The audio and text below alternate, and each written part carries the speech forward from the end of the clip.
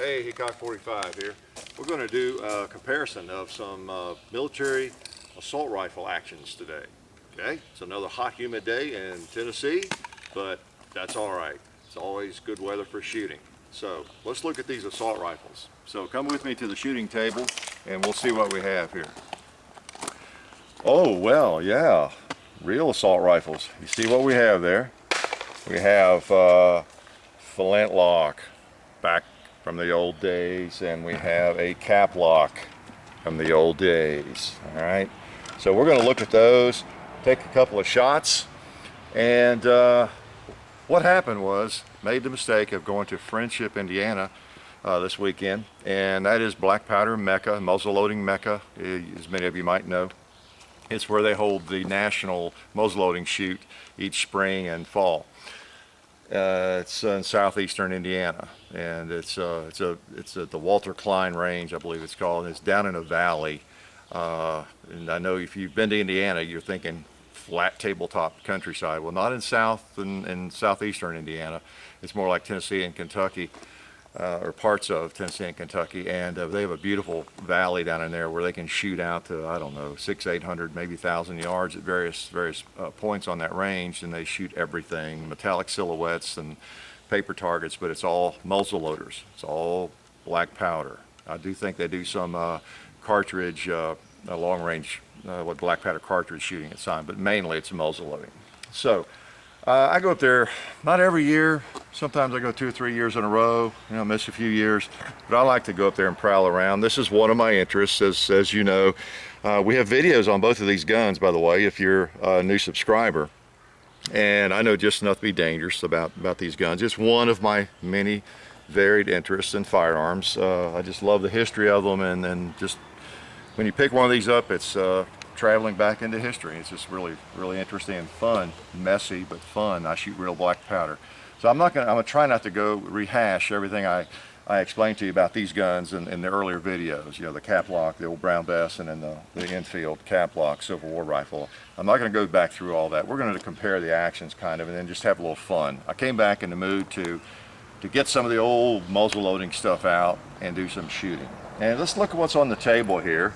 We dragged out some things maybe you've even seen, the old 1860 Army, as far as the pistol there. And this is a handmade knife I had made about 10 years ago by Idaho Knife Works. I like the stag or bone handles on knives. This is an old Jimmy Lyle knife. I bought that in 1976. I had Jimmy Lyle make that, talked to him. He was still alive at the time. Of course, that's an older one, never have sharpened that. This is one that my son John got at Friendship this weekend, made by a guy named Moore. I can't think of his first name. He was not there the day we were there, but we had bought knives from him before. He does a good job on just old rustic knives. Tomahawk I bought back in '94 down at Davy Crockett Days in Lawrenceburg. What else? Oh yeah, here's an old Puma Bowie knife I bought in 1974. So I get a lot of questions about knives, and people wanted me to do a knife video. I do like knives, and I thought I'd just maybe talk a little bit about those today. I usually bring them out here for window dressing. I have a weakness for Bowie knives and big knives and bone-handled knives, stack-handled knives, and that kind of thing, and as well as a practical carry knife. We'll talk about some other time maybe. What else do we have out here? I guess that's kind of it. The rest of this has to do with the accoutrements for actually firing these guns. When you're on a range, I don't know if I went into this before, I need to look at my own videos sometimes, don't I? But when you're on the range, it's really nice to have a long rod. You wouldn't carry that in the field if you're fighting in war or something in battle. And these are the mini balls for the Enfield. These are the round balls for the Brown Bess, 75 caliber, specifically 73 caliber. These weigh 550 grains. That's a lot of lead, big old chunk. So that flintlock shoots a heavy piece of lead. The old Kentucky flintlock rifles, were much smaller caliber. This is a military gun. And then the mini ball, developed in France, that's fired in the Enfield. That is 58 caliber, and it is, let's see, what does it weigh? 475 grains, I believe. Now these have lube on them, so that's why they're kind of cruddy looking and all that. But I go ahead and put lube on them, and then I put them in a tin, and then I can just pull them out and load them. I don't have to smear it on them when I'm actually shooting. So now I use real black powder, whether it's GoX or this is some Swiss powder I have. So black powder, the real thing. If you're going to be messy, let's be messy. Powder measure, ball starter, really one of the best, well, the only ball starter I've ever bought. I bought that in about 73 or 4 when I got into shooting some muzzleloader. I was out at Owl Hollow Range in south of Franklin, Tennessee, back in the early 70s, shooting at Charlie Hafner's place, range. You may be familiar with him if you're into muzzleloading, but old Charlie Hafner was a great guy, great fellow. He talked me into trying it and gave me a few tips, and he worked at a gun shop there too, close by.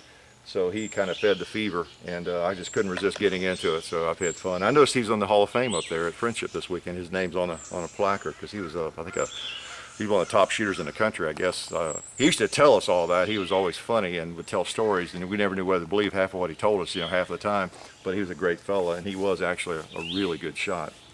Okay, so why don't we take a couple of shots. Now, if you saw the video with the, the Brown Bess, I have trouble hitting anything with this.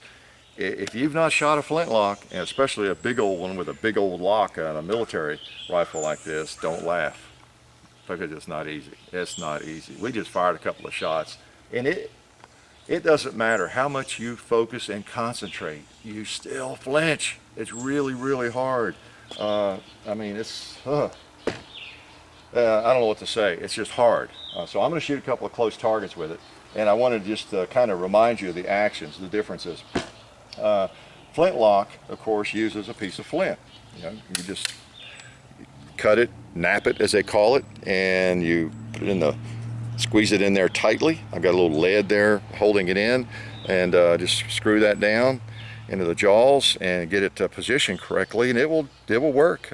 I've not had a lot of trouble with that, and I'm by far from being an expert with these things. I just am dabbling in them. I just had one for a couple of years. I mentioned, I think, in the other video, but it's more reliable than I really expected. It's just a lot harder to hit with than I expected too. So you need the flint, and one of the advantages of this old gun, and of course this was the state of the art, for hundreds of years before the cap lock came along, and if you could find some flint, you had your fire. You didn't have to rely on these caps. Like the caps were nice because they're more reliable, by and large more reliable. That's a musket cap, so it's a little bigger than some that you may have seen. But you had to have those in order to fire, the cap lock. But if you could find some flint, you were good to go. And you had some powder and ball, of course, right? Minor detail. But you do have a delay, and as I pointed out, I don't want to rehash that too much. You've got to get powder in the pan, goes through the little hole there, and you powder, and then that ignites the powder in the chamber. Well, there's a little bit of a delay there, all that going on, much more than with a cap lock. And so when you watch it fire, you don't notice it too dramatically, but when you're the one sighting that thing down the barrel, it feels like about 5 seconds. It really does. I just can't impress that enough upon you if you have not fired one of these things. Okay, so let's load it up, and let's take a couple of close shots with this one anyway. So this is kind of neat. I mean, this is what our forefathers won our freedom with, flintlock rifles. So you can't help but love them, even if they are hard to shoot. First thing I do is put a little powder in. Now generally, again, when you reload or load a muzzle loader, you use a powder measure. You don't want to pour powder directly down the muzzle from the can. Again, we're doing this the way I'm doing it because we're at the range. If we were in battle, we would have a different operation. That way, if there were a spark left in there, it would just come out and we'd get a face full of black smoke and wouldn't hurt anybody probably. But if you had this in your hand and you're pouring down there and there was a spark, and you've got a pound of powder maybe, igniting all of a sudden in your hand. You got a little hand grenade there. Not good. So this is a smooth bore. The old Brown Bess was. So I put a patch. You can shoot without the patch. You watch me, make sure I don't dry ball. I've been known to do that. If you saw, I think it was in a deleted scenes or in a blooper video John put together, he has me in there dry balling. That means putting the ball in without powder behind it. So if I do that today, say something, holler at me. Okay? So the Ball has to be all the way down against the powder. And then, now I have a little charger here for the putting powder in the frizzen. This is 4F powder. It's really fine, and some people do that. And you know, most of the time I just go ahead and pour the 2F in there. It seems to work fine. You put it in the pan here, and you gotta get that lighted. Okay, close the frizzen. All right, then all it takes is a spark. Now, you know what? No, I've got my ears. I'm good. I'm going to try something really hard here. I'm going to see if I can hit that barrel in the freshly painted area. Then we'll see if we can tell where I hit it.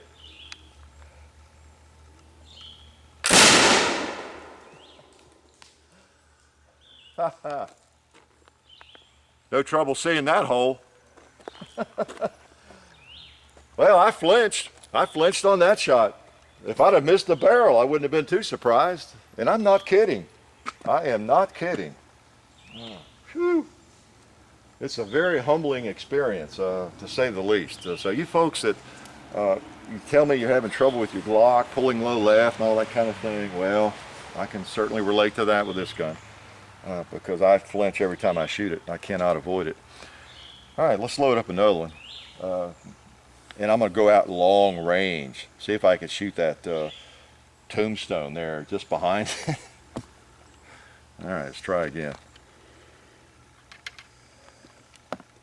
All these big chunks of lead in here. This is dirty, it's messy, but it's fun.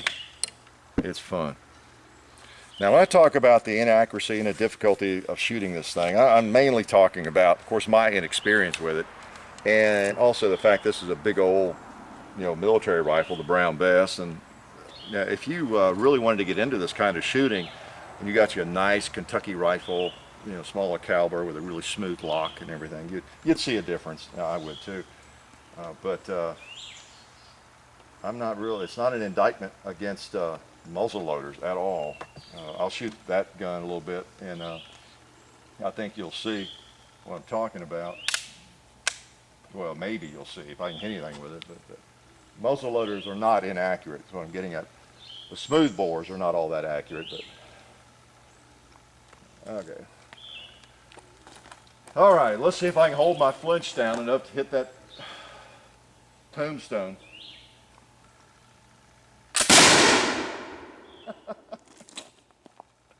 I missed it. I missed it. So, I mean, is that a comedy of errors or what? We're going to try it one more time. I mean, it's I just can't. I got to work with this thing. Okay, one more time. We're going to get this thing out and put it on some sticks and bench rest it and you know, work with it one of these days. I have just enough interest in this stuff that I get it out about once a year, shoot it a few times, maybe once every 6 months, and I do enjoy it. I do have fun with it. But as you can see, I have not reached any level of proficiency with it.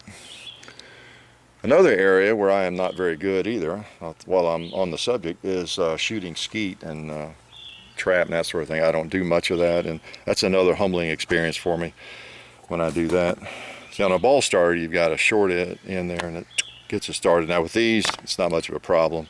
With a tighter bore on a rifle barrel, it's more important to have that. But, okay. So, let's see. Okay, with the rifle now, let's see if I can reach out there at about 18 yards and hit that.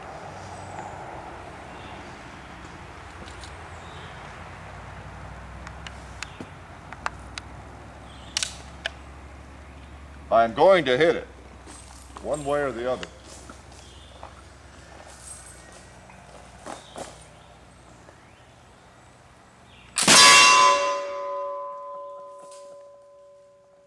All right. I just about pulled off of it that time. All right. Now this is not an act. This is not another one of those Hickok 45 pull your leg videos. That thing is tough to shoot. It is a chore. That's how dirty it gets. Smoke coming out of there. Isn't that nice? Nice and cruddy. All right, let's lay it over there. Nice old gun, fun.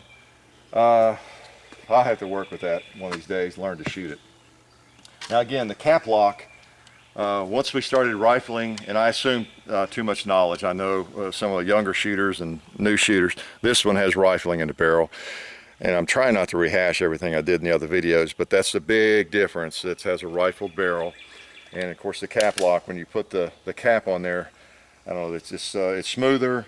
The fire hits the powder immediately. You don't have that delay, and you don't have the excuses. The only excuse I can dream up with this gun for missing with it is, other than just I don't shoot it that much, is the fact that it's designed really for longer range than this. And even with the rear sight all the way down, it shoots high at just about anything you shoot at. If I shoot at the gong, I'll have to hold right on the bottom of it. It could still almost go over, but I don't think it will. Okay, but I don't have the delay there to contend with, so the only excuse I can think of right now, I may think of some more later as I start missing, is that it shoots high. So I've been thinking about having a good gunsmith maybe, I don't know, solder an extension on the front sight, make the front sight higher, maybe a piece of brass that wouldn't look too tacky, or, you know, for an old, supposedly old rifle like this. Okay, now this is going to shoot the mini ball. Don't put a patch on this, and just shove it down. Now I'm not going for supreme accuracy. I go ahead and bang on it. I don't worry about it too much. Use a different size rod for 58 caliber. And down. Okay. All right. Put the cap on.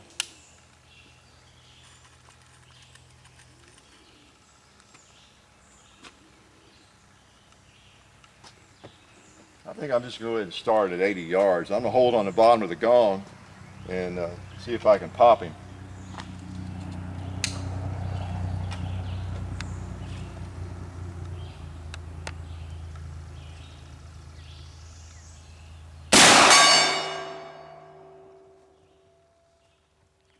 Yeah, looks like it caught him kind of towards the center, and I was holding right on the bottom edge. Okay, so there you see it was a legitimate excuse. It really does shoot high, but it feels good, and the sights feel good. Oh, I was about to dry ball. You didn't say anything. Okay, let's shoot this thing again. Now this gun, I can stand here and shoot for hours and really enjoy it, and they need to do it more often. Especially if I get that front sight worked on a little bit, but it's a fun gun. And these mini balls are easy to load. One of my other favorite muzzle loaders is a Hawken rifle. You may be familiar with that style. I used to have one or two of those. They're fun. They're a tighter fit, and I don't know, we shoot mainly balls out of those with a fairly tight patch, so they're a little more involved in getting them loaded to get a really accurate shot. But these mini balls are nice. They're very accurate and easy to load until the bore gets really dirty. Let's see if we can hit that ram. See if I can hold low enough to put one on his belly.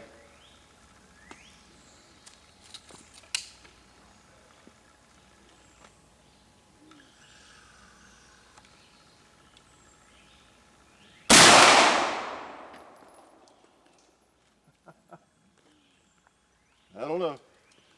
No idea where it went. Low or high. But probably went high. I'll try again.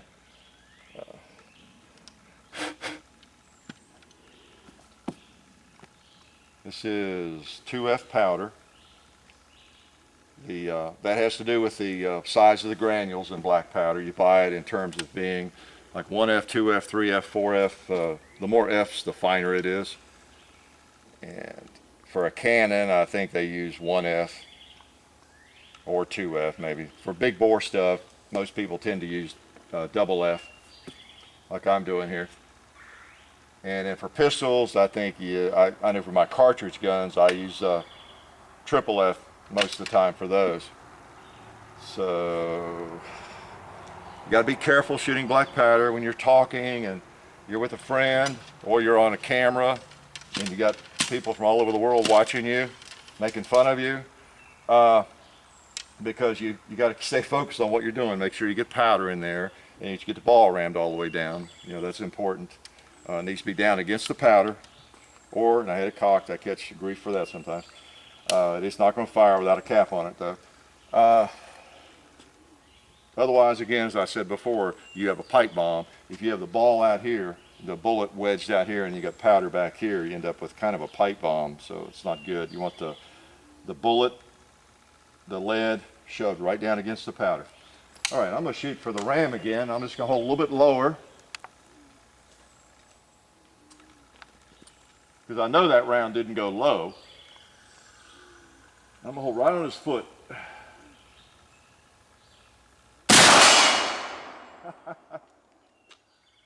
All right, Kentucky windage worked. Got that rascal. So again, this gun, as you can probably even tell from the video, now when you're the shooter, you can really tell. There's just no delay. It's pretty much immediate, and it's very similar to shooting, I don't know, 45-70. It really is. If I could raise that front sight or lower the rear sight a little bit more and get a really good sight picture, I could stand here and I think hit anything with this gun that I can my 45-70, especially if I had my favorite ghost ring sights on it, you know, like I do on my Marlins. I could stand here and blink all day and maybe hit 10 of those animals in a row, you know, with this gun. It's accurate. The only limitations are, again, the sights to some extent, you know, for me. Very, very accurate gun. Let's load and shoot one more. It's a beauty. It's fun to shoot. Okay, powder measure. So I haven't dry balled yet. Remember, you gotta warn me. This might be the last shot anyway. All right. After you shoot though 6 or 7 of these, the bore gets pretty dirty. Depends on what you're doing. Some people will clean out the bore with a clean patch after every couple of shots, depending on what you're doing. If you're in competition, especially, I think people clean between every shot. But by and large, with me, I just don't really clean it out until it gets hard to load. If it's tough to get that ball down there. See, right now it's still really smooth. I've got those mini balls lubed well, and it's doing fine. Now again, I've got powder and I got a mini ball against the powder, but the gun is useless because there's no cap on it. And the gun will not fire. There's nothing I could do really hard to make it fire unless I could, I don't know, stick a match down in there or something. Okay. All right. We're going to take one more shot. We don't want it to be a miss, do we? Let's just shoot the, I think I'll go for the buffalo over there, the hanging buffalo. I got to hit him in order for it to be my last shot. I'm going to have to hold low.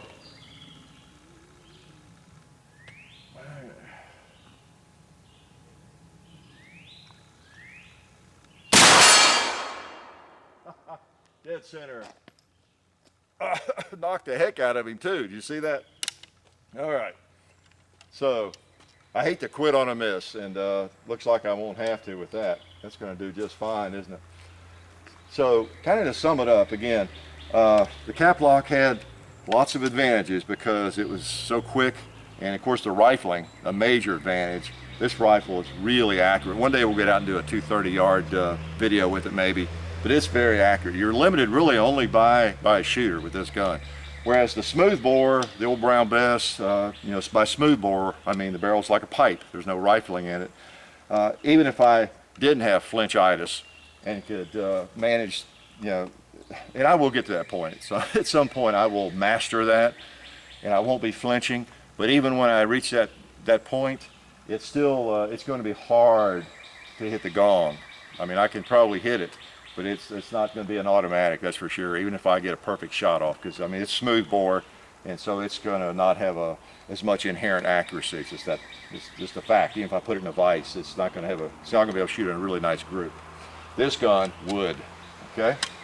So where's my my rack? It's kind of hot and sweaty here. I'll get my hands wiped off a little bit. But so again, to sum it up, it's fun. And again, you may not know what friendship is. If you mention that to any serious muzzleloader, or if they're a member of the National Muzzleloading Rifle Association, as I am, they will be familiar with friendship.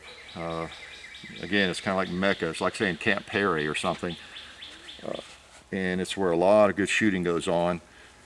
And I like to go up there because you find all the shooting accoutrements and all that kind of thing. I buy usually these ramrods, and you find that sort of thing there. I was a little disappointed this weekend. A lot of people already left because it was the second Saturday. I usually go the first Saturday. Well, they're all still there, but a lot of people had already left, and I'll never go on the second Saturday again. I recommend you don't. Just a little tip there if you ever go to Friendship. So, this is the gun, that one right there with a flintlock that won our freedom. And then soon after that, of course, we had the cap lock in terms of our technology, and I won't give you another history lesson on it, but that's kind of how the cycle went. And these guns helped ensure our freedom to own these guns, the Second Amendment, and the right for us to own a gun, like this, whatever the current, technology. Hat's hot. Whatever the current technology is, we're able to own it. And it doesn't matter whether it's one of those guns or one of these, right? Just doesn't matter. We have the right to bear arms, and most of us exercise that right.